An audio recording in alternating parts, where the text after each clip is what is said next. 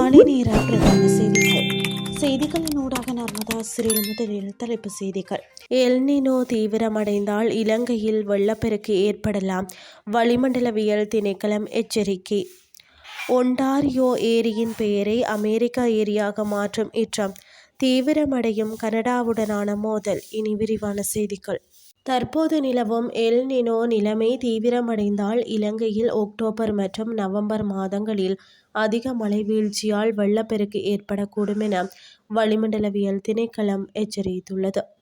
அடுத்த 6 மாதங்களுக்கான தரவுகளை அடிப்படையாக கொண்ட பகுப்பாய்வின்படி அந்த காலப்பகுதியில் பருவகால சராசரியை விட அதிக மழை வீழ்ச்சி பதிவாகக்கூடும் என திணைக்களத்தின் பணிப்பாளர் நாயகம் அஜித் விஜயமான தெரிவித்துள்ளார். அக்டோபர் மற்றும் நவம்பர் மாதங்களில் பொதுவாக வருடாந்த மழை வீழ்ச்சியின் சுமார் 30% பதிவாகும் என தெரிவித்த அவர், மழை வீழ்ச்சி மேலும் அதிகரித்தால் நீர்த்தேக்கங்களில் நீர்மட்டம் உயர்ந்து சில பகுதிகளில் வெள்ளப்பெருக்கு ஏற்படக்கூடும் என குறிப்பிட்டுள்ளார். எனினும் அக்டோபர் மற்றும் நவம்பர் மாதங்களில் நிச்சயமாக வெள்ளப்பெருக்கு ஏற்படும் என கூற முடியாது என்றும், சாத்தியக்கூறுகளை கருத்தில் கொண்டு முன்கூட்டியே தேவையான நடவடிக்கைகளை மேற்கொள்வது அவசியம் என்றும் அவர் தெரிவித்துள்ளார்.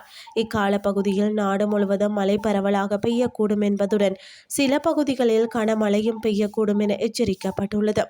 இதனிடையே டிசம்பர், ஜனவரி மற்றும் பிப்ரவரி மாதங்களில் எல்னினோ நிலைமை வானிலையில் அதிக தாக்கத்தை ஏற்படுத்தக்கூடும் எனவும், இதன் காரணமாக மேலும் சில தீவிர வானிலை நிலைமைகள் ஏற்படக்கூடிய சாத்தியம் காணப்படுவதாகவும் அஜித் விஜயமான தெரிவித்துள்ளார். இதனால் பொதுமக்களும் தொடர்புடைய அதிகாரிகளும் வானிலை தொடர்பான அறிவுறுத்தல்களை அவதானித்து தேவையான முன்னெச்சரிக்கை நடவடிக்கைகளை மேற்கொள்ளுமாறு அறிவுறுத்தப்பட்டுள்ளனர். இனி வெளிநாட்டு செய்திகள். அமெரிக்க ஜனாதிபதி டொனால்ட் ட்ரம்ப் ஒன்டாரியோ ஏரியின் பெயரை அமெரிக்கா ஏரி என மாற்றுவது குறித்து பரிசீலித்து வருவதாக தெரிவித்துள்ளார். ஒன்டாரியோவுடன் இனி அதிக வணிகம் செய்ய வாய்ப்பில்லை என்பதால் இந்த நடவடிக்கை குறித்து யோசிப்பதாக தனது ட்ரூத் சோசியல் தளத்தில் அவர் குறிப்பிட்டுள்ளார். அத்துடன் அமெரிக்கா கனடா இடையே அண்மையில் முறிந்த வர்த்தக பேச்சுவார்த்தைகளுக்கு கனடாவின் பிரெஞ்சு மொழி தேவைகள் குறித்த சர்ச்சை காரணம் என்பதை ட்ரம்ப் மறுத்துள்ளார். கனேடியர்கள் பிரெஞ்சு பேசுவதில் தான் ஒருபோதும் தலையிட மாட்டேன் என்றும், கியூபெக் மக்களில் அரசியல் ஆதரவை பெற கனடாவின் பிரதமர் பொய்யான குற்றச்சாட்டுகளை சுமத்துவதாகவும் அவர் கூறியுள்ளார்.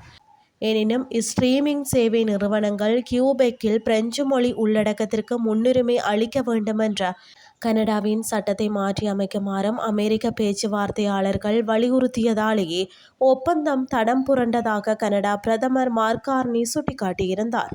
மேலும் ட்ரம்பின் கருத்து குறித்து பதிலளித்த கனடாவின் அமெரிக்க வர்த்தகத்திற்கு பொறுப்பான அமைச்சர் டொமினிக் லெப்லாங்க், அமெரிக்க நிர்வாகத்தின் அன்றாட சமூக ஊடக பதிவுகளுக்கு கனடா அரசாங்கம் பதிலளிக்காது என கூறியுள்ளார்.